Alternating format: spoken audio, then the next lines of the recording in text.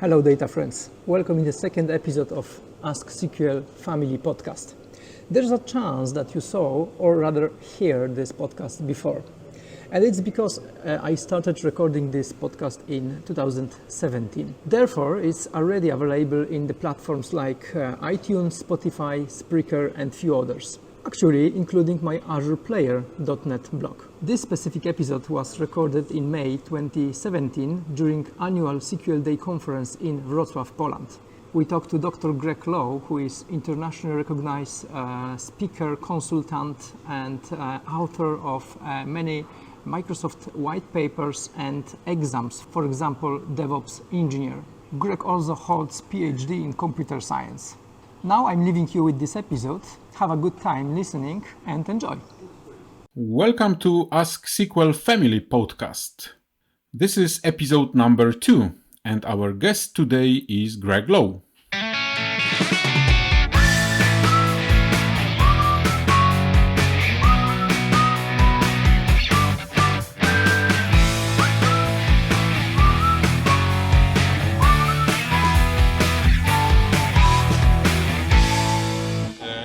About the MCM, and that's what Brent said, that you've been the instructor. Yeah. So you have been preparing the questions. Yes. And it was really, Brent told it was really great days for him to spend all the time, 3 weeks in with the entire group and with the instructors, and that was the nicest time for him to work with SQL Server and amazing people. Yeah, a completely incredible group of people. Yeah, and the thing that I liked is I ended up probably teaching that maybe about 8 times or something like that, and so it was about 4 times a year over a couple of years. And the people who were through in the early sessions, it was mostly Microsoft people. So there might be, say, 18 in the class. There might be 3 people who weren't working at Microsoft. So the rest were all mostly premier field engineers from different parts of the world. And so each of the regions around the world would be able to send somebody along, and they'd have a person come. And then the rest were all product support people. They were the main ones that were there. But it's really interesting now, because now I know so many premier field engineers and product support people and things. It's quite amazing where they all end up over the years. It's great. Great. So I just back to the beginning. It's very good that we're just starting talking about a lot of very interesting things. But at the beginning, I would like to explain you what is the interview and for who and etc. Yeah, because the idea was that I would like to show you as a person, not only as a professionalist. Yeah.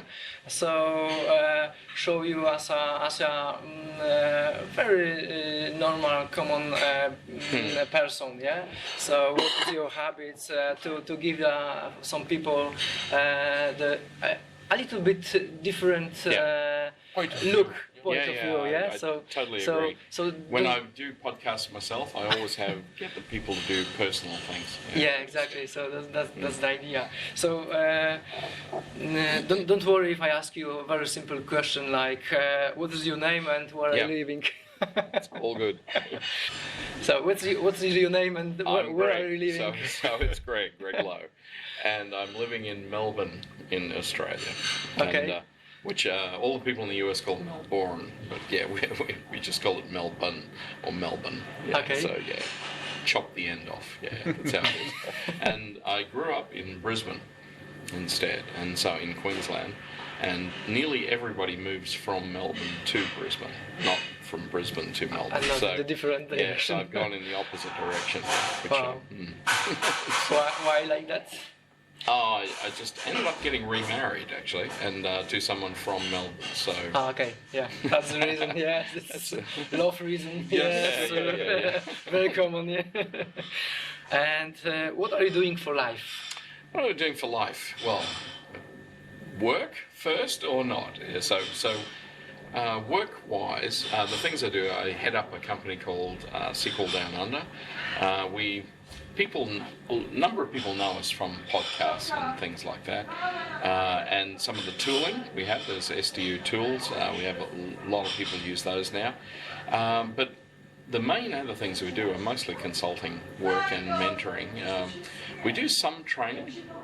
I used to do a lot more training, but I try and keep it now to maybe about 1 week per month maximum, because I like to be doing sort of real things the whole rest of the time. Yeah. Okay. And because otherwise, one of the things I used to find, I see a lot of people who are doing training all the time, and the problem is that they get into a situation where the only things they know are what the Microsoft or the people making the product tell them.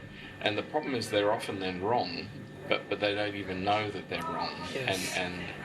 and that's a problem. Yeah. So, and I think also a lot of people have ideas on how something might be done, but unless they're involved in detailed projects that run over a long period of time, they don't get to see the outcome of their decisions. And so I think it's really, really important to know that when you're making decisions, you see the pain or the glory of whatever comes out of those decisions. Where it's very, very common in consulting companies for people to come in, make sweeping changes and make a mess and be gone by the time anybody realises it's a mess, and I don't want to do that. And so I think it's really important, but we tend to not do a lot of consulting, what I'd call consulting. I see consulting as going in and doing the job but not sharing a lot of knowledge with the people that are there. We tend to talk about mentoring instead. I would rather go and work with the people who are there, fill in things where they can't do things, but get them to the point where they can do most of the things, because in the end, when you finish or you leave, they are the ones that are going to be there. And so I think it's really important to do a high degree of knowledge transfer while you are doing those sort of jobs, and so that the people who are there at the end can look after it. And so that will sometimes involve training, that will often involve building things and showing them things and so on, or just architectural type work.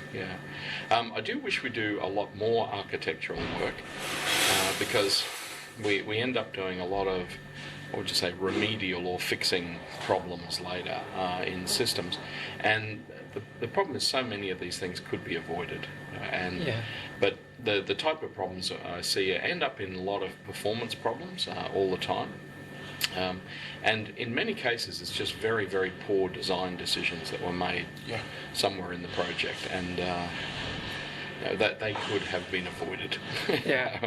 Most of the issue comes from design problems. From the design, yes. Yeah, it's funny, like if you look at performance problems, I think about 70% of SQL Server performance problems are design problems in the applications rather than anything to do with 70. SQL Server. I would say 70%. I think there's maybe then another 20% which are indexing and those sorts of areas. And then you start to get into fairly odd things, blocking and locking issues and so on. But the thing is, a lot of places we go into, for example, will say, I have this blocking problem. But what they really have is they have an application problem where they're running way too many queries in the first place, and then they'll have something like a querying indexing problem, and the queries are running for far too long, and that's why they're having the blocking problem in the first. So it's usually not an actual blocking problem. And so I think until I fix most of the application issues where we can, and then we fix most of the indexing and basic sort of issues, then it's pointless worrying about weird locking and blocking issues and things like that, because it's just not the issue.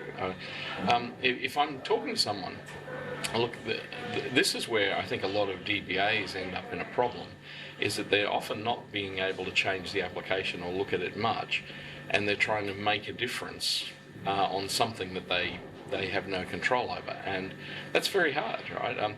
Because you might have a query and you might say, look, how can I make that run faster? And that's important.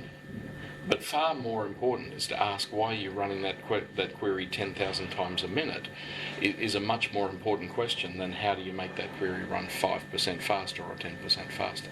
Yeah, that's true. Right. And also there's a problem between cooperation between DBAs and dev.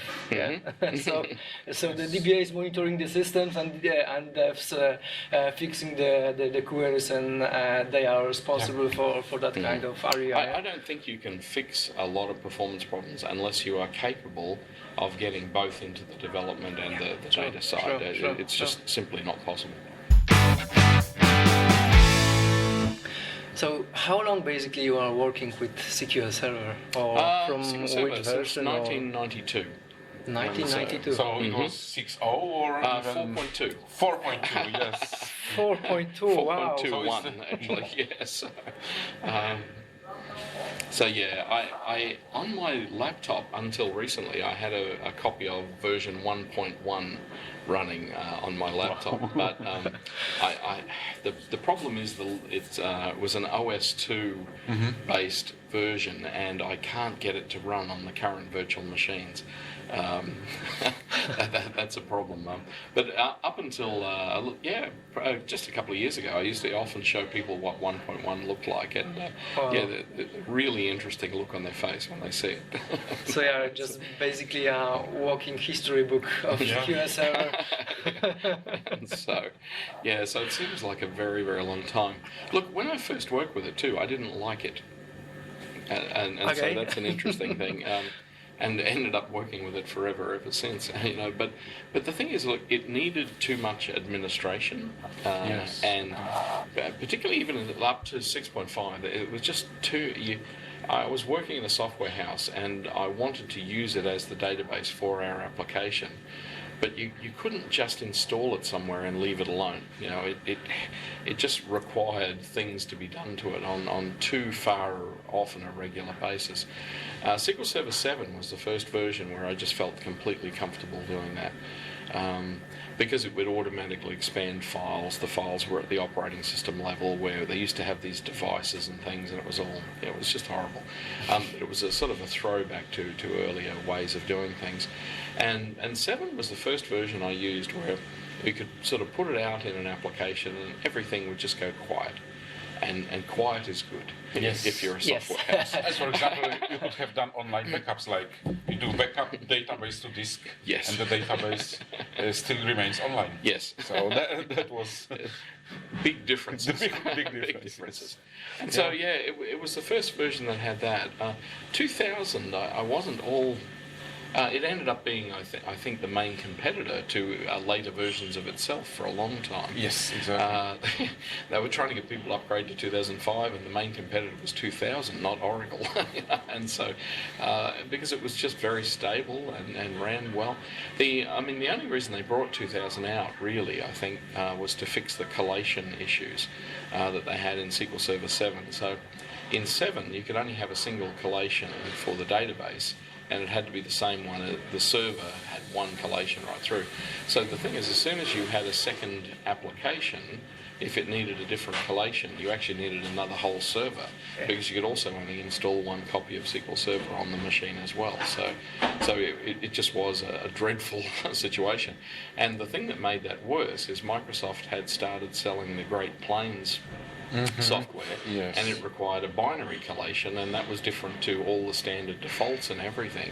So someone who was selling Great Plains would have to say, not only take our application, it's even if you have a SQL Server, you need to buy another whole SQL Server, because it couldn't coexist with something else. And so I think that probably was that internal pressure was the thing. And then they introduced, I think, what people see as the collation mess, actually. A lot of the things that ended up changing where collation started to become a problem, actually. But it's a flexible scenario, what they built. The biggest hassle is the fact that the system just has one collation for tempDB, and all the databases share tempDB. That's a problem, right? When the databases have all potentially different collations, and so they really should have a tempDB per database equivalent. And when you do contained databases, it does that a bit. Yes. But again, they haven't continued on with that. And I think one of the things I'm not keen on with SQL Server is that they tend to introduce features, and that if there isn't like a massive amount of interest immediately, they seem to lose interest in them. And then the feature doesn't get removed, it doesn't get fixed, it doesn't get added to, it just sort of drifts into nothingness. And and the problem is you have people come to the product who don't know the sort of history of it, and the problem is they'll see something and they won't know the limitations, and then they'll start investing in that architecturally, like I'm going to use this feature, and yet everybody who works with the product goes, oh no, we know not to use that one, but that's not obvious to someone who just comes to the product. So they either need to continue with things until they work, or they need to get rid of them, or at least at the very least publish a roadmap that says, we're not investing in this thing anymore, rather than just not investing and not making it obvious. Because like if I look at contained databases, I remember when that was first introduced, the team that was showing it to us spent the entire session basically apologising for what they didn't get done. It was like they got some stuff done, but it was nowhere near enough. But they were saying, hey, look at this roadmap, and they had this long roadmap of what they were planning to do. But the very next year, none of those people were there. That team wasn't there. Nobody discussed the roadmap Nothing anymore. changed. It was like there was just nothing, and I can't see anything that's changed since then. Not in this area. It's like we were in 2012, yes, Yeah. because that was the time. Yeah. And Yeah. how did you start with your conferences? When was the first conference you attend? And then when you appear as a presenter? Yeah, look, I have done technical presentations for a long time, and so I think I started doing technical presentations about early 1980s, maybe somewhere there. I was working with HP and doing things with that, and in around products in HP. I ended up as a sort of a technical trainer, within a sort of an Australasian tech support group sort of thing in HP. And so we used to do a lot of technical training in amongst there. And then I've had a lot of, I was running a software house, so we had things that we'd build, and then we had to train customers on it and so on, so all that sort of thing. And so, yeah, it's just sort of grown from there. And I think the user groups, the first I got involved with, there was a .NET user group I used to go to. We all started in .NET user groups. And that was I really enjoyed going there, right? And the thing I used to like is I would go all the time, no matter what the topic was, because I would always learn something. It wouldn't matter what somebody was discussing. I remember a guy turned up and he was building some audio application or something, whatever. But then I sat there, and like the user interface really appealed to me, and like I learned. And so it was nothing to do with what he was building. That part didn't interest me, but it was really interesting to look at the other things associated with it. And I always think if you go to any of these groups and you don't pick up something, you are not trying, or you're not thinking about it. But the other thing I always used to like to do when I started running the groups, I found it very important to try and grow new speakers all the time, and because I'd see groups all the time endlessly saying we can't find someone to speak, and then they'd have a room full of people, all of whom were doing interesting things. But then they would be thinking they have to find somebody to speak, and this is not true. And so you have to have a process for getting people to start to speak at the groups. But the thing is, for most people, if you go to them and say, look, I want you to speak on a fairly technical topic, and I want you to talk for like an hour and a quarter or something, and they haven't done it before in front of a whole bunch of people, they just go no, they're not comfortable doing that. Yes. And so Very common issue. so I quickly moved to a model where we had 2 topics on every group meeting, and we would have an introductory level topic for 15-20 minutes or something like that. Then we would take a short break, and then we would have the main topic. And the thing that was really good with that is that if you go to someone and talk about, an experienced person, and then say, look, are you prepared to talk about this simple topic for 15 to 20 minutes? It's a completely different reaction that comes back. And what I used to find is that even then, all of the experienced people in the room, you'd think, well, they'd be bored senseless with the introductory topic.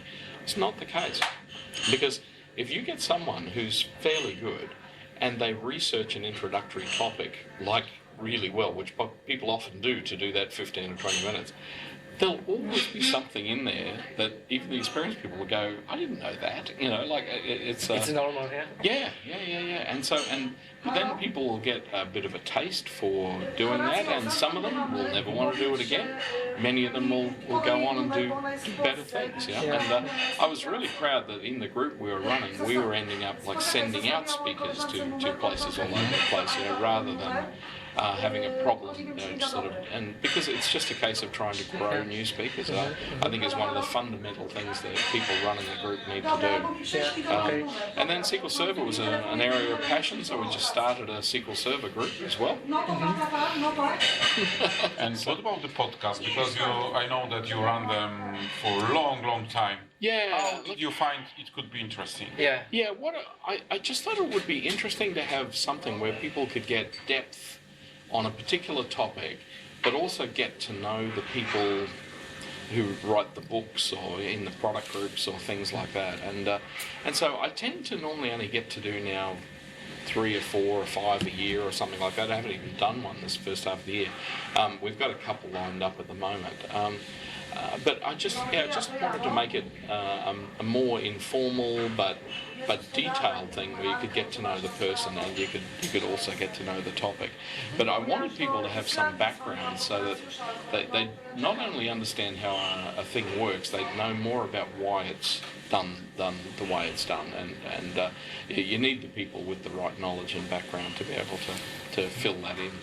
Like I remember having, say, somebody like Roger Walter talking about Service Broker, and there are just so many insights that someone who's the product manager has that just nobody else has. That they know why certain things are done certain ways, and that's a really good thing. Yeah.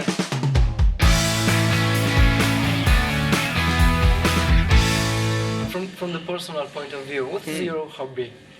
Hobbies. Yeah. Curious one is learning to speak Chinese. Yes, I know that. I didn't know that. Yeah, look, when I was at school, I did Japanese for 5 years, and I have worked in Japan a bit for short periods, and I still never really got that comfortable with Japanese. I could read hiragana and katakana, but I had a very limited knowledge of kanji characters, the sort of Chinese characters that came from that. And that really restricts what you can do because there are just so many characters to learn.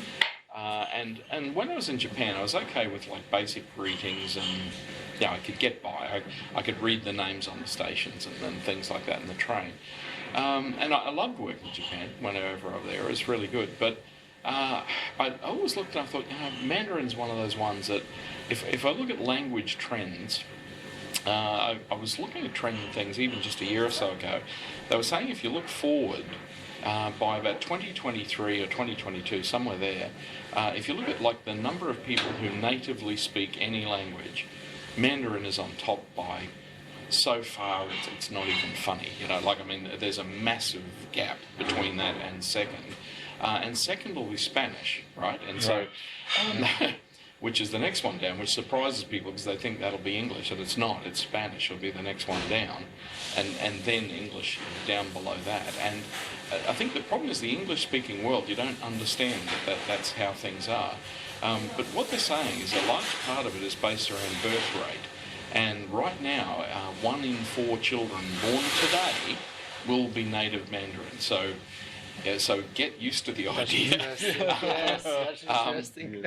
And 1 in 5 children born today will be native Spanish speaking. And so...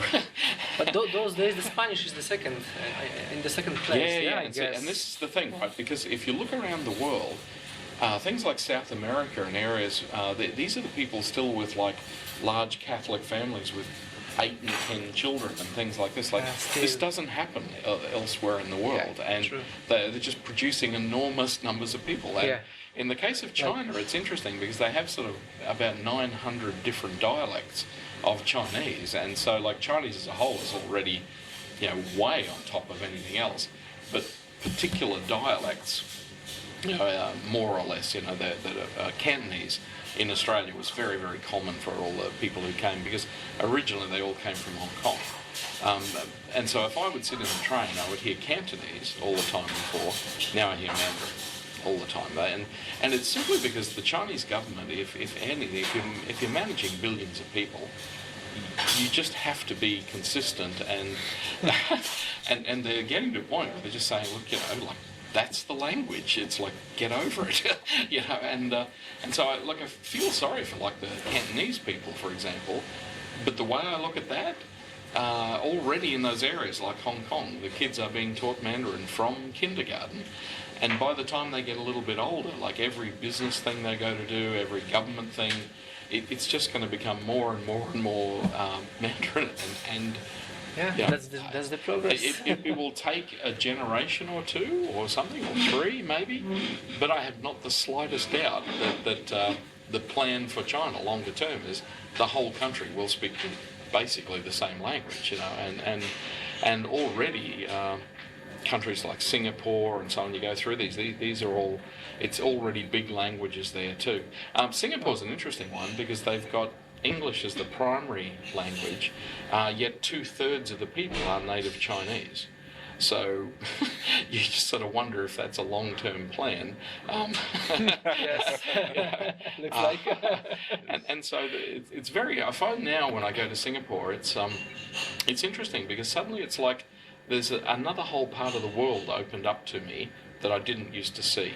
When I go there, it's and I spend a lot of time now reading sort of like Chinese technology things, and I've started to try and spend some time in the SQL Server forums and try and answer some questions. It's so hard, but it's just interesting. I look at their technology and things, and in the Western countries, we're just not across it. And they are making such advances so fast, and it's so not visible to us.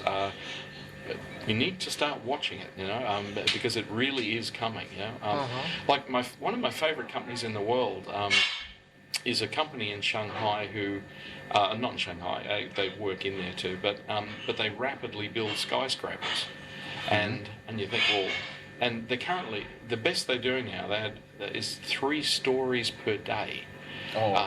And so they recently built a 57-story skyscraper in 19 days, and so you just got to stop. Like, that is so far removed from what anybody else does, And their thinking is you should build these things in a factory, and then bring it in and assemble it like a big Meccano set or something, and this is what they're doing, And what's interesting is even parts of the building are sort of the parts they bring in, like the power cabling, everything is already in there. As they're assembling it, all the bottom floors are already lit up, and and they are just assembling the building like from the Lego. Yes, like Lego blocks. And there's a company there as well who it currently was 3D printing little office blocks, and they're now 3D printing French mansions.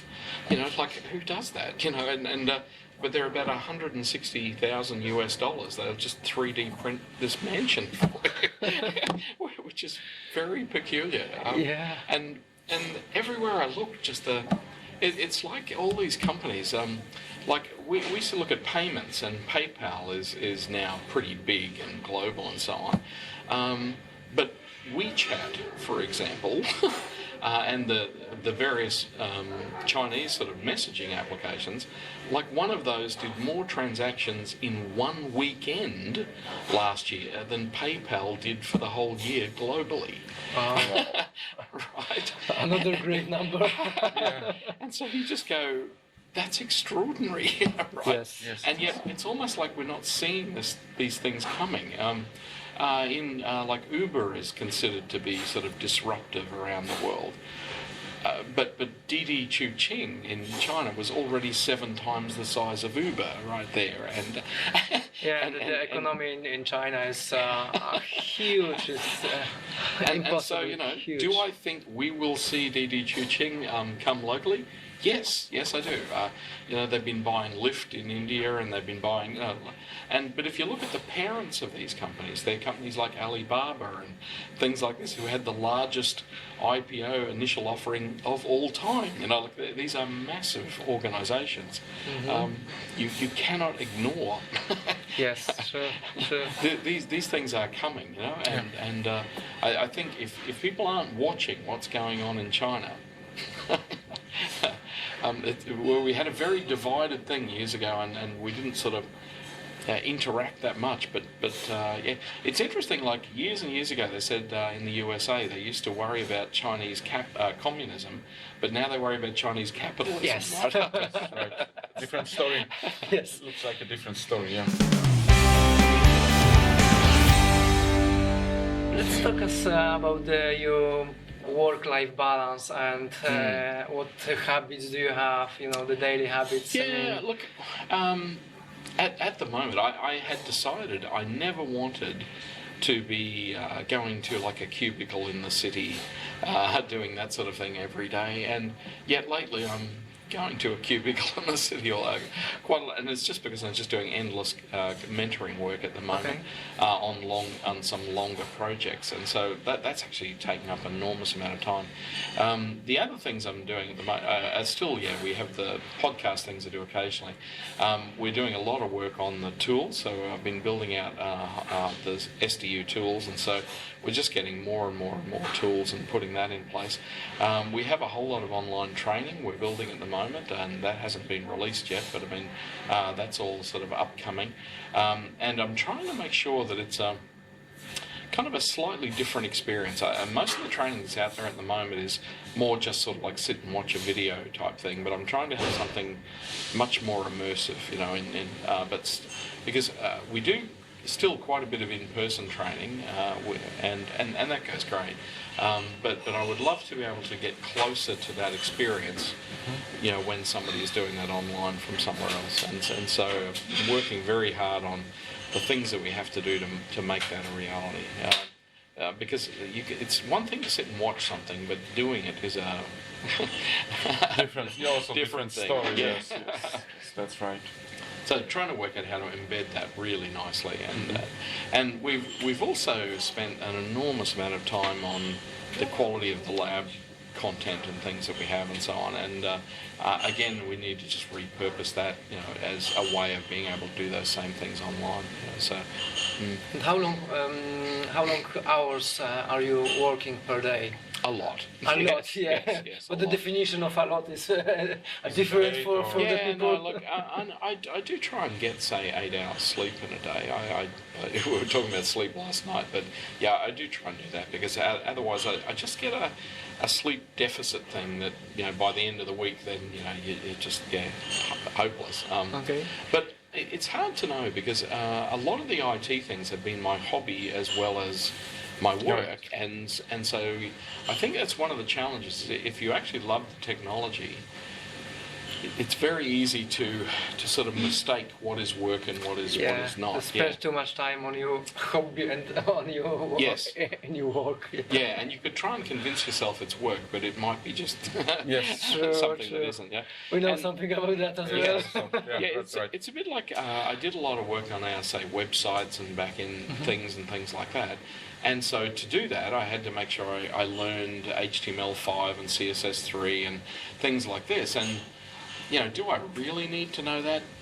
No, not really. And, I now have an interesting appreciation of CSS, for example. I can't say I like it, because, again, you can get an amazing amount done in a hurry, and then you can just waste an enormous amount of time trying to make something look the same on different browsers and so on. And I think, yes, I could just hire someone to do that. But the other thing is that I like being across that and maybe Angular and a lot of these other things, simply because in the work I do, I end up talking with the developers all the time, and so I don't want to be the best CSS developer or HTML, but I want to know what they're talking about when they're discussing it, because that puts you in a different position when you're sort of talking to them about the code and so on. And also some of the sites that I'm in, just having a solid enough background in either VB or C# and things like that, just to be able to dive into their code and find things and to be able to do little proof of concept or basic sort of changes and things, just to demonstrate what you're talking about. I find that's really, really important. And whereas if I was just limited to just doing the data, you just would not get the same outcome. At all. To give you an example, there was a company I was doing work for in Melbourne who had the Microsoft Software Development Centre in Sydney had built an application for them, and it was slow. It was slow. But I would say it took us probably 3 or 4 months, but we had it down to maybe 1/40th of the requirements, of what it was when they had it delivered, and you just look and go, they can buy 40 times as much hardware, or or you can spend some effort and try and make it better. But the thing is, you couldn't do that by just tuning the database. We had to be going back in through their procs and things and the bits of code and. Brent showing some tricks if you cannot change the application. Okay. But that's the problem is I find that there are things you can do if you can't change the app, no question. But the problem is you're always going to be limited to marginal improvements. Yes, that's right. Sure. Is that your first visit in Poland? Yes. Yeah. How do you like? It's great. Great. And so I have spent time in Germany before, so I've been nearby, but had never been to Poland. And what do you like? I was looking forward to it. I'm not sure, just the people, actually. Okay. I would say, absolutely. The weather's been great too at the moment. Yes, we are very lucky. The May usually look like. So May is pretty sunny usually. And that's it. And when you said it was in May, I thought, this is good because I've spent time in say the UK in May, and it was great. And so I hope it is actually. We're going there again in a few days, but usually this time of the year is pretty good. So. It seemed like the right time for it. Because I've been in places where it's like cold and snowy and things, and just like it can be nice. I remember Miracle used to run conferences there in Denmark, and they had that in the middle of winter, but it was down at Lalandia at the. So it was a water park. So going to a water park in Denmark in the middle of winter, just seemed like a strange thing to do. But but anyway, it was kind of interesting. So Okay, Greg, thank you very much indeed. All good. We have to finish because you go need to the venue. Thank you very much. It was a big pleasure. All good. Thank you guys. It's been great to come. Thank you very much.